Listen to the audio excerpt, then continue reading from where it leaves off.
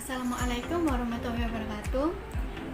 Kami dari kelompok 4 ingin mempresentasikan tentang sistem pertahanan dan keamanan negara Republik Indonesia. Assalamualaikum warahmatullahi wabarakatuh. Nama saya Muhammad Zaki Ata'ala Naframli, kelas 10 MIPA 4, nomor absen 19. Saya akan mempresentasikan dasar hukum UUD NRI tahun 1945 bab 12 pasal 30. Berikut ini pengertian pasal 30 UUD bab 12 mengenai pertahanan negara dan keamanan negara. Pasal 30 UUD 1945 adalah pasal yang masuk ke dalam bagian bab 12 mengenai pertahanan negara dan keamanan negara. Para pendiri negara melalui sidang BPUPKI telah mencantumkan upaya mempertahankan kemerdekaan ke dalam Undang-Undang Dasar 1945 bab 12 tentang pertahanan negara. Pasal 30.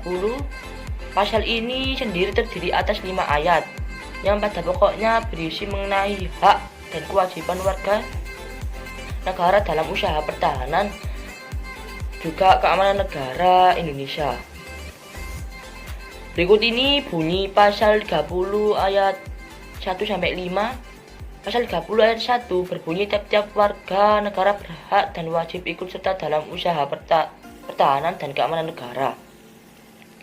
Pasal 30 ayat 2, usaha pertahanan dan keamanan negara dilaksanakan melalui sistem pertahanan dan ketahanan rakyat semesta oleh Tentara Nasional Indonesia dan Kepolisian Negara Republik Indonesia sebagai kekuatan utama dan rakyat sebagai kekuatan pendukung.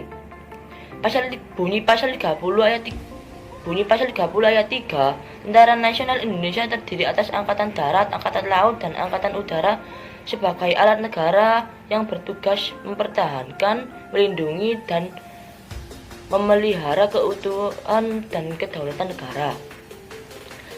Bunyi pasal 30 ayat 4, Kepolisian Negara Republik Indonesia sebagai alat negara yang menjaga keamanan dan ketertiban masyarakat, bertugas melindungi, mengayomi, melayani masyarakat serta menegakkan hukum.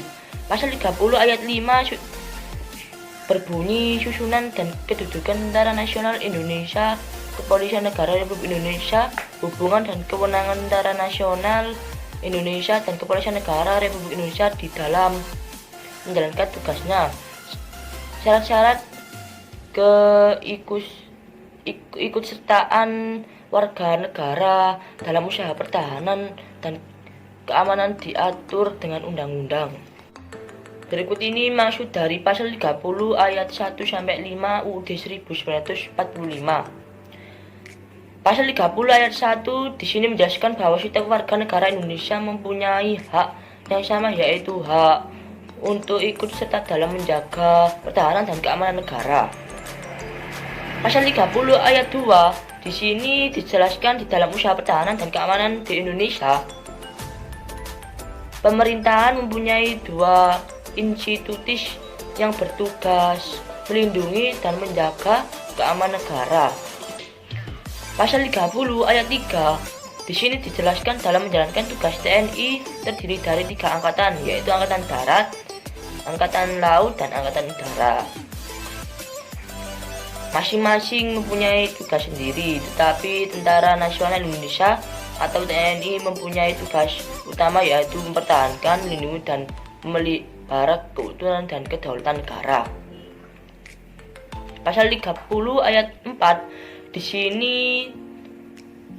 tugas Kepolisian Negara Republik Indonesia yaitu menjaga keamanan dan ketertiban masyarakat, melindungi masyarakat dari semua ancaman maupun gangguan, mengayomi masyarakat serta menegakkan hukum yang telah ada atau dibuat.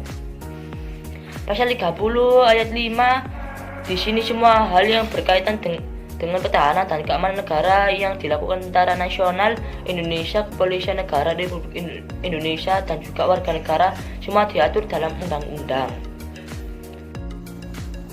Assalamualaikum warahmatullahi wabarakatuh. Perkenalkan, nama saya Muhammad Taufik Hidayat dari kelas X MIPA 4 nomor 22 dari kelompok 4. Di sini saya akan menjelaskan tentang isi Undang-Undang Dasar Negara Republik Indonesia nomor 3 tahun 2002 tentang pertahanan negara. Oke, di dalam Undang-Undang Dasar nomor 3 tahun 2002 menimbang 5 dasar. Di antaranya A. Bahwa pertahanan negara bertitik tolak pada falsafah dan pandangan hidup bangsa Indonesia untuk menjamin keutuhan dan tetap tegaknya Negara Kesatuan Republik Indonesia yang berdasarkan Pancasila dan Undang-Undang Dasar 1945. B.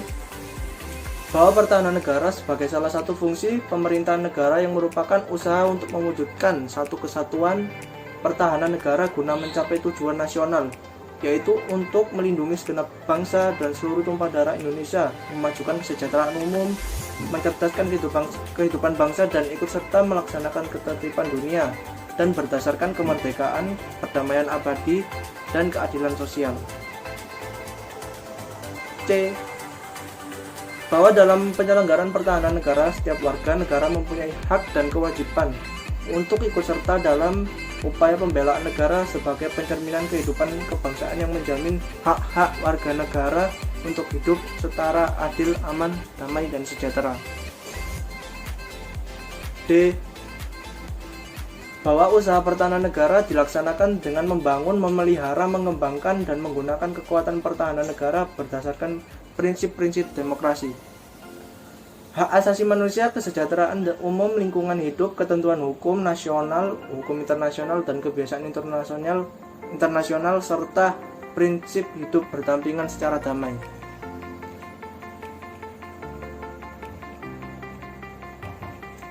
E. Bahwa Undang-Undang Nomor 20 Tahun 1982 tentang ketentuan-ketentuan pokok pertahanan keamanan negara Republik Indonesia sebagaimana telah diubah dengan Undang-Undang Nomor 1 Tahun 1988 tentang perubahan atas Undang-Undang Nomor 20 Tahun 1982 tentang ketentuan-ketentuan pokok pertahanan keamanan negara Republik Indonesia.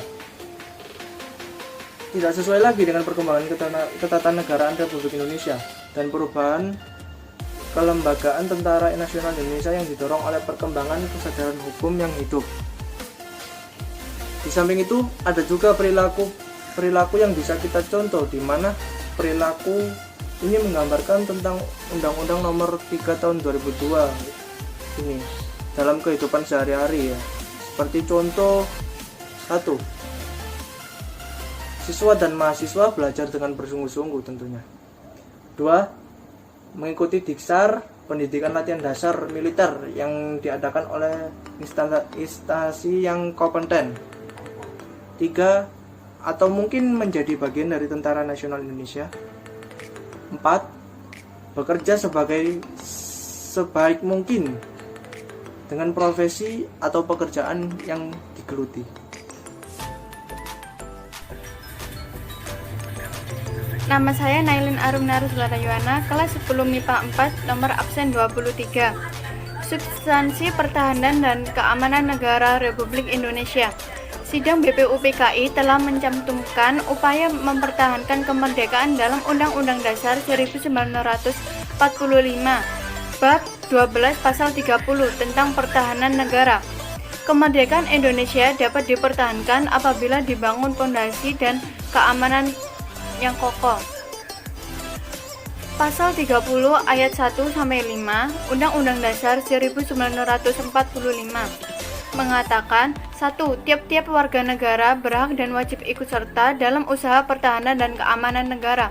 2. Usaha pertahanan dan keamanan negara dilaksanakan melalui sistem-sistem pertahanan dan keamanan rakyat semesta oleh TNI dan Kepolisian Negara Republik Indonesia sebagai ketentuan utama dan rakyat sebagai kekuatan pendukung. 3. TNI terdiri atas AD atau Angkatan Darat, AL atau Angkatan Laut, dan AU atau Angkatan Udara sebagai alat negara bertugas mempertahankan, melindungi, dan memelihara keutuhan dan kedaulatan negara. 4. Kepolisian Negara Indonesia sebagai alat negara yang menjaga keamanan dan ketertiban masyarakat bertugas melindungi, mengayomi, melayani masyarakat serta menegakkan hukum. 5. Susunan dan kedudukan TNI Kepolisian Negara Republik Indonesia. Hubungan kewarganegaraan TNI dan Kepolisian Negara Republik Indonesia di dalam menjalankan tugasnya, syarat-syaratnya, keikutan serta warga negara, serta hal-hal terkait dengan pertahanan dan keamanan diatur dengan undang-undang. Pertahanan dan keamanan rakyat merupakan upaya menjaga pertahanan dan keamanan negara meliputi seluruh rakyat Indonesia, segenap sumber daya nasional, sarana dan prasarana nasional, serta seluruh wilayah negara sebagai satu kesatuan yang utuh dan menyeluruh. Ciri-ciri pertahanan dan keamanan negara. 1. Kerakyatan diabadikan oleh dan untuk kepentingan seluruh rakyat. 2. Kesemestaan seluruh sumber daya nasional didayagunakan bagi upaya pertahanan. 3.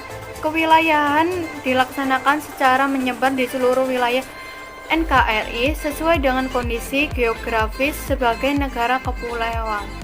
Assalamualaikum. Nama saya Muhammad Al-Fardioyo Hizkillah, kelas 10 MIPA 4, absen 21. Di sini saya akan menjelaskan tentang Sishan Kamhata. Sishan Kamhata adalah sebuah singkatan dari Sistem Pertahanan dan Keamanan Rakyat Semesta.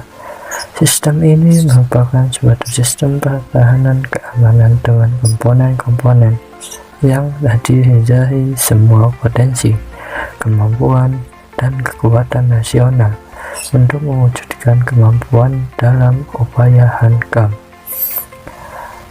Kamhata sebagai suatu sistem pada hakikatnya ialah jalinan dari semua komponen Kamhata dan tidak dapat dipisahkan dari kesemestaannya. Komponen pada Sishan Kamhata ada 4 komponen, yakni 1. Komponen utama. Dalam komponen utama ada TNI dan Kepolisian Republik Indonesia. Komponen ini memiliki fungsi sebagai subjek pertahanan, keamanan negara, dan kekuatan sosial. B. Komponen khusus. Komponen khusus ini diduduki oleh semua masyarakat seperti linmas. Komponen pendukung.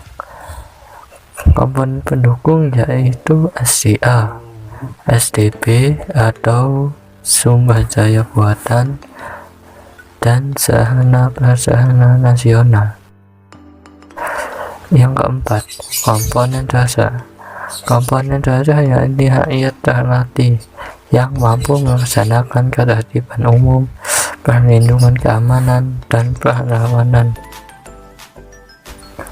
Kekuatan perlawanan ada 2, yakni 1. Kekuatan perlawanan dengan senjata dan kekuatan perlawanan tanpa senjata. Contoh Sishan Kamhata. 1. Perang gerilya rakyat semesta. B. Perang wilayah sejak tahun 1950. C. Perang rakyat semesta. Pola operasi Sishan Kamhata. 1. Pola operasi pertahanan. 2. Pola operasi keamanan dalam negeri. Pola operasi intelijen strategis. 4. Pola kerjasama Hankam ASEAN. Warahmatullahi wabarakatuh. Perkenalkan, nama saya Nanisa Wahyuningsi, saya nomor absen 24. Di sini saya akan menjelaskan tentang bela negara. Apa sih yang dimaksud bela negara itu?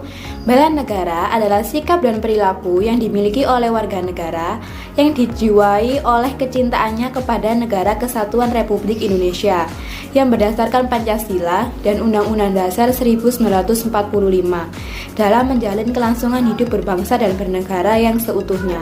Tiap-tiap warga negara berhak dan wajib ikut serta dalam usaha pembelaan negara, dan syarat-syarat tentang pembelaan negara sudah diatur dalam undang-undang. Kesadaran bela negara itu hakikatnya kesediaan berbakti pada negara, dan kesediaan berkorban demi negara.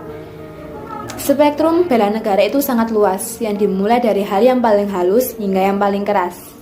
Mulai dari hubungan baik sesama warga negara maupun bersama-sama menangkal ancaman nyata musuh bersenjata. Yang tercakup di dalamnya adalah bersikap dan berbuat yang terbaik demi bangsa dan negara. Dalam proses pembelaan negara terdapat unsur penting yang terkandung di dalamnya, yakni diantaranya 1. Cinta tanah air, 2. Kesadaran berbangsa dan bernegara, 3. Yakin akan Pancasila sebagai ideologi negara, 4. Rela berkorban demi bangsa dan negara, 5. Memiliki kemampuan awal bela negara. Saat ini, pemerintah Indonesia telah membuka program latihan pembelaan negara yang terbuka bagi masyarakat umum. Pada tanggal 22 Oktober 2015, Menteri Pertahanan Ria Miza Triyokudu meresmikan program pelatihan bela negara. Program ini dimaksudkan untuk memperteguh keyakinan terhadap 5 unsur tersebut, dan program ini bukanlah sebuah bentuk wajib militer. Dalam bela negara mempunyai fungsi. Fungsi bela negara yang pertama adalah mempertahankan negara dari berbagai ancaman. Yang kedua, menjaga keutuhan wilayah.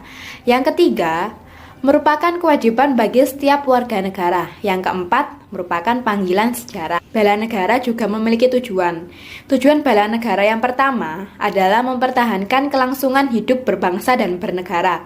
Yang kedua, melestarikan budaya. Yang ketiga, menjalankan nilai-nilai Pancasila dan Undang-Undang Dasar 1945.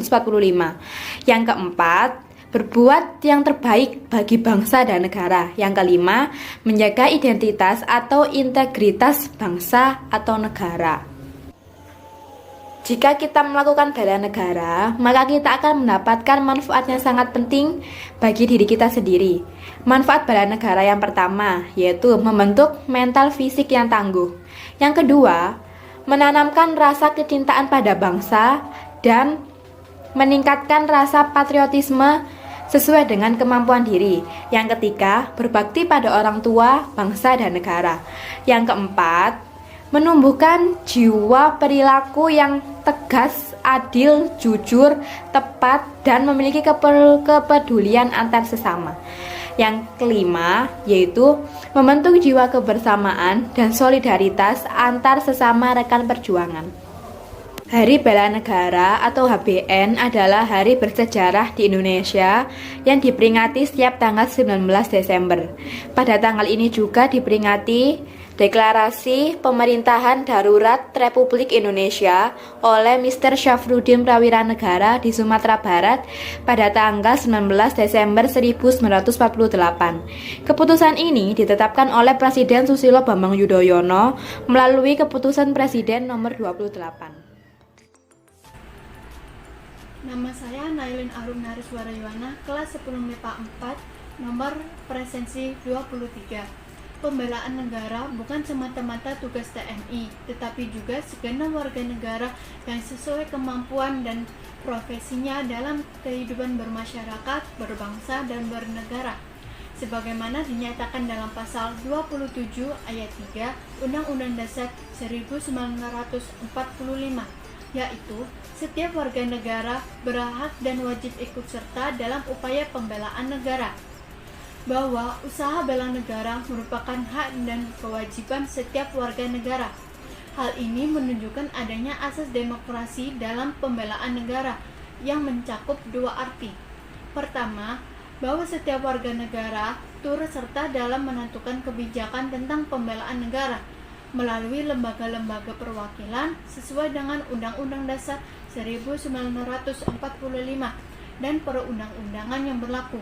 Kedua, bahwa setiap warga negara harus turut serta dalam setiap usaha pembelaan negara sesuai dengan kemampuan dan profesinya masing-masing.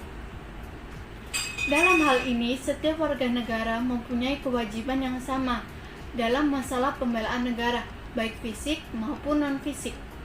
Adapun pengertian fisik artinya kita membela negara dengan suatu tindakan yang terlihat, seperti misalnya dengan mengangkat senjata, ikut mempertahankan negara. Sedangkan untuk non-fisik artinya kita membela negara dengan melakukan kegiatan yang tidak terlihat, tetapi berdampak sebagai contoh rasa nasionalisme kita terhadap negara. Contoh bela negara di lingkungan masyarakat. 1.